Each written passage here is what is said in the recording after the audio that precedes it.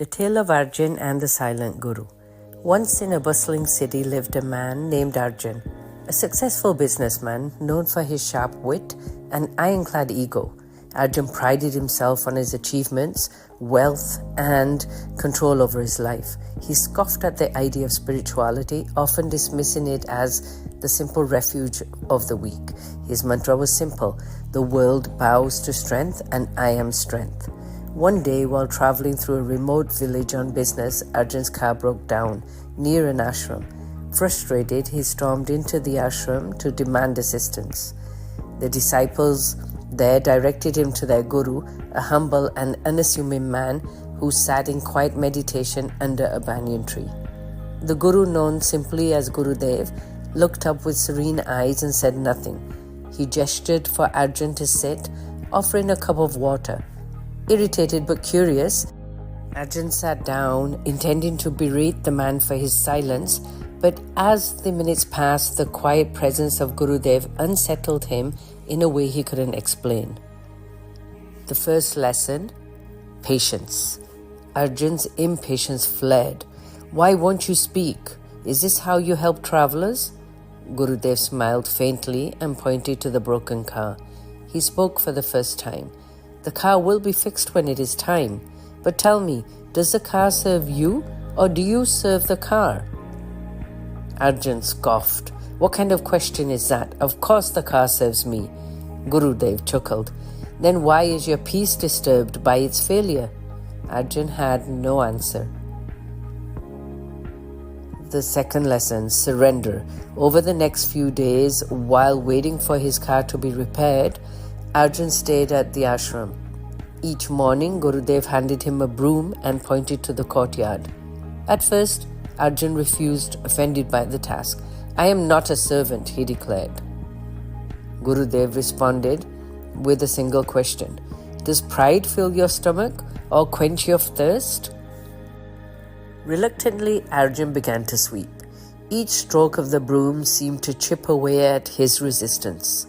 He noticed how his thoughts calmed when he focused on the task, and for the first time he felt the weight of his own inner chaos. The third lesson: humility. One evening, Gurudev invited Arjun to a communal meal. The Guru sat among the villagers, sharing simple food with laughter and ease. Arjun observed how they revered Gurudev, not out of fear but out of love. Unable to contain his curiosity, Arjun asked, "Why do they love you so much? You have no riches, no power. What is your secret?" Gurudev replied, "I own nothing, so I am free. I am nothing, so I am loved. What I receive, I give back freely." Arjun was struck silent. His entire life had been a quest to own, control, and dominate. Yet here was a man without possessions or ambition who radiated a joy Arjun could not fathom. The final lesson: letting go. As the days passed, Arjun began to trust Gurudev and share his struggles. He confessed his fears of losing his wealth, his anger at those who challenged him, and his relentless drive to prove himself. Gurudev listened patiently and finally said, "You carry a heavy load, Arjun, but none of it is real. Imagine holding a fistful of sand. The tighter you grip, the faster it slips away. Open your hand and you will see how much you truly hold." Arjun closed his eyes, envisioning the sand slipping through his fingers. In that moment, he understood. His ego was the grip, and his suffering was the result of holding on too tightly. Transformation. When Arjun's car was finally repaired, he prepared to leave. He knelt before Gurudev, tears streaming down his face. "You have shown me what no wealth or achievement ever could. How can I repay you?" Gurudev placed a hand on Arjun's shoulder and said, "Live your life like an open hand, not a clenched fist. Serve others, not your ego. In doing so, you will repay the love you have received."